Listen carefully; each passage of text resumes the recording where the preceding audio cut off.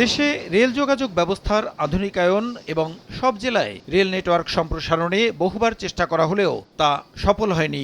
বর্তমানে রেল নেটওয়ার্কে যুক্ত ৪৯টি জেলা। এ অবস্থায় সংযোগের বাইরে থাকা জেলাগুলোতে রেল সুবিধা পৌঁছে দেওয়া সহ সেবার মান বাড়াতে কার্যকর উদ্যোগ নিতে চায় সরকার। মন্ত্রিপরিষদ বিভাগে রেলমন্ত্রী, প্রতিমন্ত্রী সহ খাত সংশ্লিষ্টদের সঙ্গে বৈঠক করলেন প্রধানমন্ত্রী তারেক রহমান। বৈঠক শেষে সচিবালয়ে ব্রিফিংয়ে সড়ক পরিবহন, সেতু ও রেলপথ মন্ত্রী বলেন, আরও 10টি জেলায় রেল যোগাযোগ স্থাপনে রাষ্ট্রীয় উদ্যোগ নেয়ার তাগিদ দিয়েছেন সরকার প্রধান।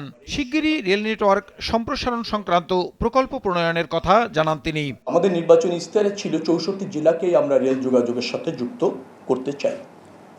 সেই লক্ষ্যে নতুন আরও 10টি জেলাকে কিভাবে রেল সংযোগ বা রেল যোগাযোগ বা রেল সেবা নিশ্চিত করা যায় সে ব্যাপারে রেল লাইন এবং তার সার্ভিস প্রসারিত করবার জন্য প্রকল্প গ্রহণের তাগাদা এসেছে।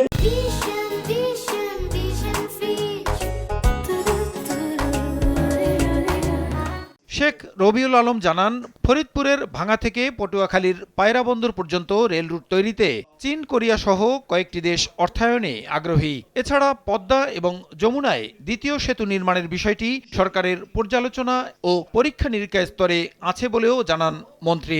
চীনের অনেক প্রস্তাব ব্যক্তিগতভাবে যদি আপনি বলেন আমার মন্ত্রণালয়ে আছে, সেখানে অনেকগুলি প্রকল্প আছে যেটাতে চীনের আগ্রহ আছে এবং তাদের প্রস্তাবনাগুলো ইতিবাচক।